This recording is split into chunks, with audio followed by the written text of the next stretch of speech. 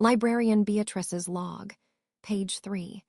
In truth, the situation was more or less as she had expected. The ominous foreboding was itself something that Beatrice had been unable to escape. In the first place, the premonition had started the moment she had heard who had been selected to head to the capital this time around. The first two were Emilia and Roswell. That was fine. She hadn't been told the details, but the two aforementioned had business at the capital's castle. Naturally, the two of them would be going. There was no question that Puck would accompany Emilia, so although that was lonely, it couldn't be helped. Further, it seemed that Natsuki Subaru, the boy who had been hanging around Emilia these last few weeks, would be going along as well. On top of that, he had been the one to drop into the forbidden library to tell her about it. Going on and on about something she hadn't asked about, Subaru showed entirely no consideration for Beatrice as she was trying to concentrate on reading. He was a truly infuriating fellow, so she was relieved that she wouldn't have to see his face for a while. Finally, one of the maids would accompany them to handle seeing to their needs. Normally, the older of the maid sisters would take on that role, the one who was unwaveringly loyal to that good-for-nothing Roswell. However, just this once, it didn't turn out that way. The one who had asked to accompany them was the younger of the maid sisters. The older one had yielded that role to the younger, and as a result, the older sister and Beatrice would be the two to remain in the mansion. That fact itself wasn't something that she minded. Beatrice hadn't particularly gotten close to anyone in the mansion. Puck was an exception, and she had no intention of being friendly to them. No matter who it was that she would be spending several days alone with in the mansion, it wasn't something that she would give a second thought to. That was based on the assumption that her routine as a librarian was not disrupted. "Good morning, Miss Beatrice. This is your breakfast of steamed yam. I see, I suppose. Leave it there, you know.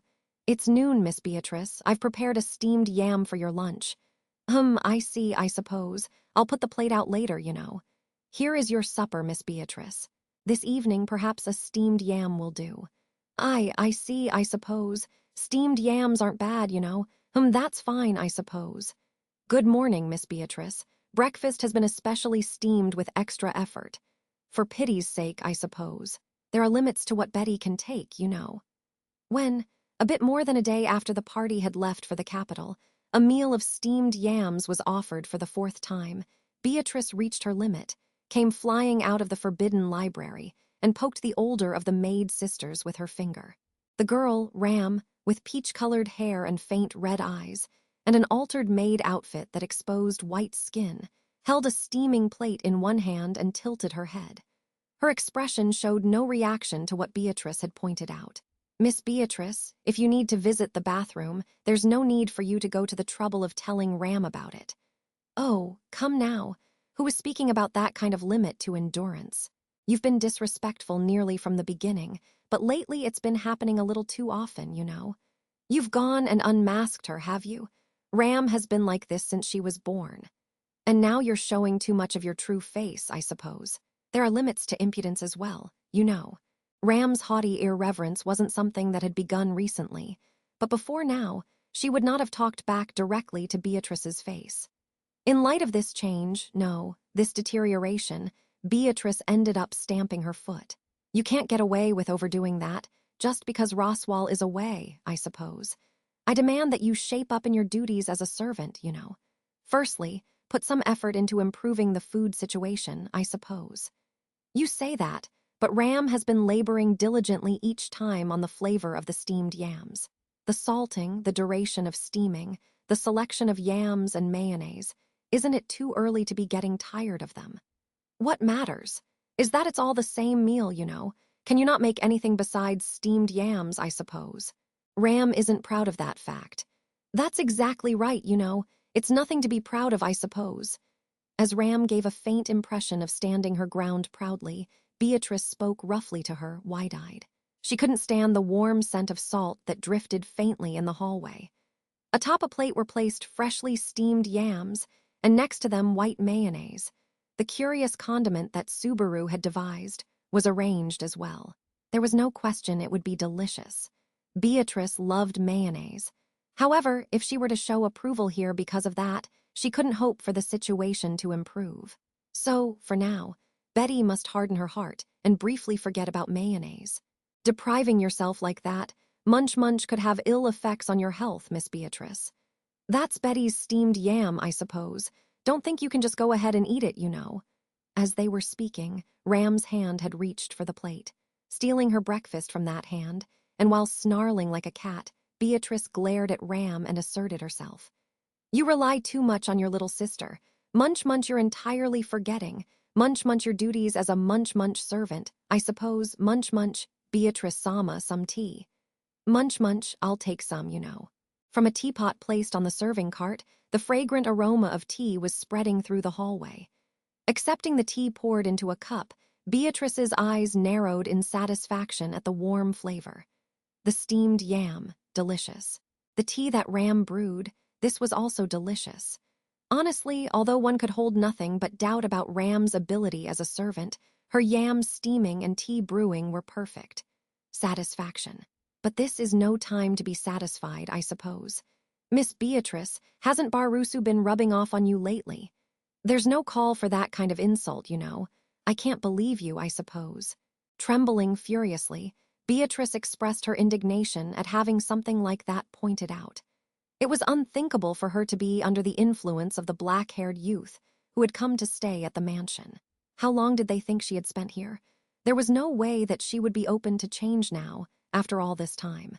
Setting that aside, it's quite strange, isn't it? Normally, Ram is the one to accompany Master Roswal, so it's exceptionally rare to have a chance to be alone in the mansion with Miss Beatrice. At this moment, Betty, too, is painfully aware of that. Are you always making demands of Rem like this, when she stays together with you? Demands? Did I say demand, I suppose? I didn't say that. Your little sister can do anything, so there's no need for Betty to go to the trouble of saying anything, I suppose. As Beatrice clutched the hem of her dress and ground her teeth, Ram nodded at her solemnly. Although Beatrice had just plainly stated that Rem exceeded Ram in ability, Ram showed no sign of concern. Not only that, she smiled faintly at Beatrice. Ram is very proud of her little sister Rem, after all. If nothing else, I'm impressed by the strength of your heart. When placed in a situation of being compared to someone else, being found inferior is hard to take for anyone. Even for Beatrice, it was something she had personal experience with. It was something she felt more particularly when she was next to Puck. There was no doubt that he was her beloved big brother. Despite that, she did feel an urge to envy him over the difference in the circumstances they had been placed in. Ram loves everything about Rem, after all, including her surroundings. It's a different situation than yours, Miss Beatrice. Listen to you, talking as though you know anything about it, I suppose. It's just a bit of conversation. Besides, Ram has her hands full with her own concerns. Please be at ease. At ease, you say. I wasn't particularly worried, you know. While Ram spoke with a sparkle in her eye, Beatrice responded while licking at the salt and mayonnaise that had stuck to her hand. Then, after draining the cup of tea, the meal was finished. After wiping her fingertips with a cloth, Beatrice turned towards the hall's doorway, the door that connected to the forbidden library. Behind her, Miss Beatrice. What is it, I suppose? Let me remind you, I'm expecting something more palatable for lunch, you know. It's not that. It's only that something like eating while standing in the hallway is poor manners. Setting aside that you nibbled at it first, what an outrageous bit of abuse, I suppose. With her hand still on the door, Beatrice bellowed at Ram as she returned to the serving cart. Ram maintained her unruffled expression and continued her speech with an in addition. Ram has a full plate of jobs to attend to. Because of that, she has no time or effort to expend on meeting Miss Beatrice's demands. Please extend your understanding to her. That doesn't sound like how someone hoping for understanding would put it, you know. Whether it's stated politely or rudely, the steamed yam future will not change after all. Then at least say it politely, I suppose. As Beatrice seethed, Ram once more smiled faintly and curtsied politely where she stood. If nothing else, the gesture was the perfect image of a maid, and Beatrice let loose a drawn-out sigh. She watched Ram's back as she pushed the serving cart, moving off into the distance. This might be the most I've ever looked forward to the return of Roswal and the others, you know. She whispered that with a tired-out face and voice. Two, with that sort of heartwarming exchange as a basis, Beatrice passed the dragged-out days of her time watching over the mansion. The return of Roswal and the others was on the 4th day after they'd left by dragon carriage. In other words, having no one but Ram for company went on for 3 days, and during that time, it should be noted that the meals were all steamed yams. Regardless, thanks to their safe return from the capital, most of the problems that had been making Beatrice suffer stopped being problems. That was not, however, thanks to Rem, who, on her return to the mansion, took care of all of Ram's accumulated chores at once, and offered meals other than steamed yams. Unfortunately, Rem had not returned to the mansion, and it was not only Rem, but also Subaru who had gone along with her to the capital. The two of them remained at the capital, and the group that returned to the mansion consisted of the pair of Roswal and Amelia, and Puck along with them. As well, the various problems were not resolved. Rather, the matter was concluded with a decision that they would be set aside for later and shelved. All of that came about thanks to Roswal's first visit to the Forbidden Library in a long time. Beatrice, it's been so long, do you mind if I come in? Oh, it's you, I suppose. When the man dressed as a clown opened the door and brazenly stuck his head inside, Beatrice sighed. Beatrice was seated atop a wooden stepladder. When spending time in the Forbidden Library, that was her constant position. In truth, it wasn't that often that she met with Roswal in this room. Indeed, what was occurring here today was something that hadn't happened for several years. She didn't remember it that well, though. What brings you here, you know? Just so you know, Betty won't lend you any help with that crestfallen girl, I suppose. That's your jurisdiction, and not something Betty needs to involve herself with, you know. Tha's quite cold of you. Even when the great spirit who's so important to you is heartbroken over Lady Amelia, even though you were kind enough to lend Subaru a ha-nd. Although the provocative words seemed to be testing her, Beatrice held her silence and narrowed her eyes. Seeing her guarded attitude, Roswal shrugged and then walked over right to her side. He smiled, and though perhaps it was her imagination, he seemed to be enjoying himself. Beatrice found it suspicious. Somehow, you look like you're in a good mood, I suppose. Does it look that why? Me in good spirits. It does, you know. If you enjoy that girl being saddened in the capital that much, you'll forgive me if I question your tastes, I suppose. Maybe it was too late for that from the point you started wearing makeup, you know. Don't be like that. It's the sort of thing that tends to put one in a good mood. For me, the time for my dearest wish is coming steadily closer.